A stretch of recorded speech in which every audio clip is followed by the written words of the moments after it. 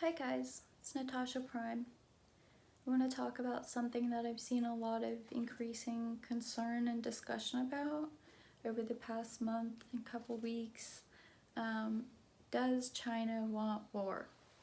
So let's look at this from three standpoints. One, what is the US already doing as far as military actions in and around China? Two, what would war with China actually look like? And then three, who and what would be affected by war with China? So let's get right into it.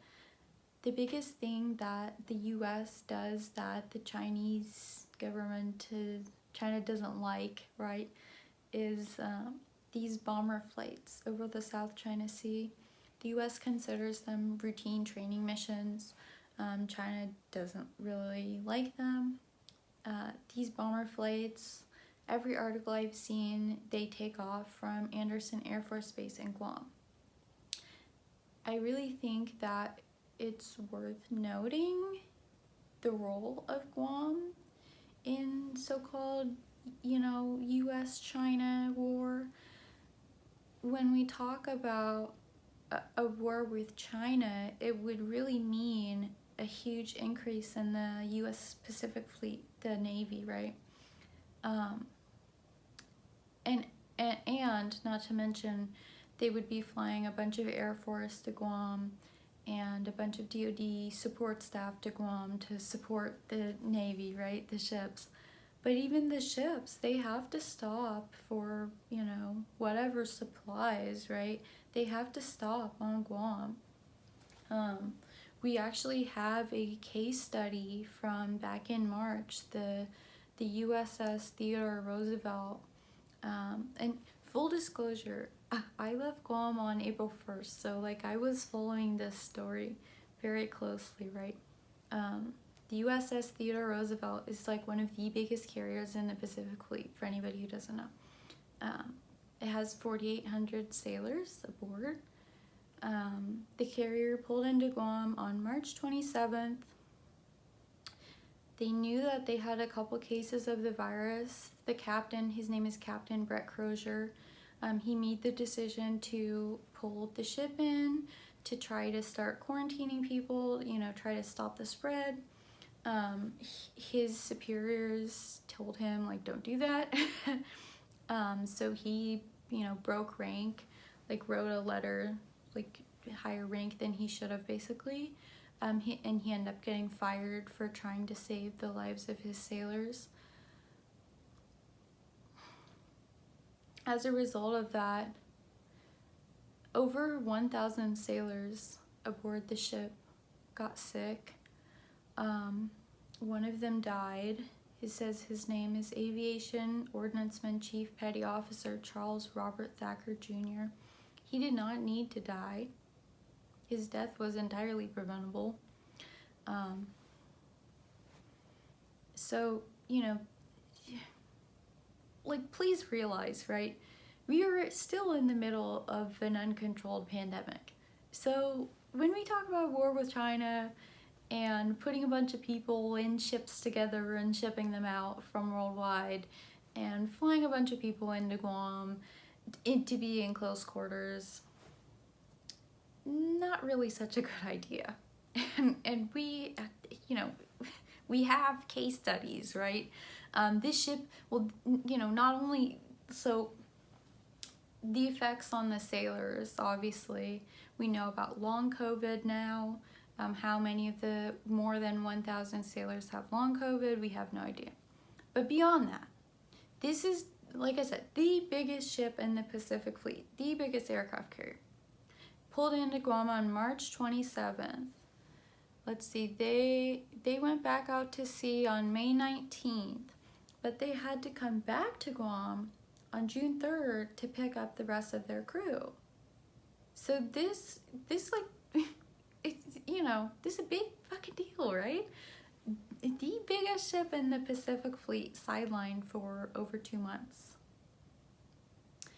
So war with China right now would mean that a bunch of people would get sick and they would have to pull their carriers into Guam and quarantine everybody. And Guam doesn't have the space nor the medical capacity to handle any of that. Not to mention, when they brought some Air Force guys to Guam recently, when they were supposed to quarantine, they ran around, all around the island fucking spreading COVID.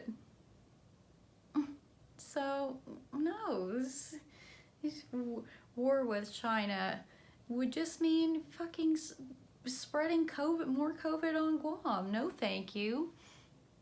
Not to mention, this story came out yesterday.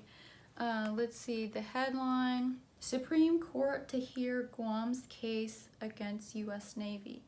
The military, U.S. military, is a huge polluter. So basically, the U.S. Navy was dumping toxic waste at this dump on Guam for years, and then left and told the government of Guam, oh yeah, it's a hazardous Superfund site, and now it's your turn to clean it up. So Guam is they sued, right, to try to get the Navy to pay for the cleanup. And the Supreme Court has finally, agreed to hear the case. And I hope that they make the Navy pay, because it's unacceptable. It's just another example, the U.S. government goes and dumps a bunch of toxic shit on indigenous people and then expects them to clean up the mess. Like, why? So it's like, war doesn't serve anybody, right? War doesn't serve people. War doesn't serve the land. War doesn't serve the ocean, because war with China would mean an increase in heavy metals pollution in the Pacific Ocean, which is where we get a lot of our fish from. So, it doesn't serve anybody to go to war. And I mean, in my opinion, right, I don't think China, and not only does war not serve anybody, the land, the people, war doesn't serve the sailors.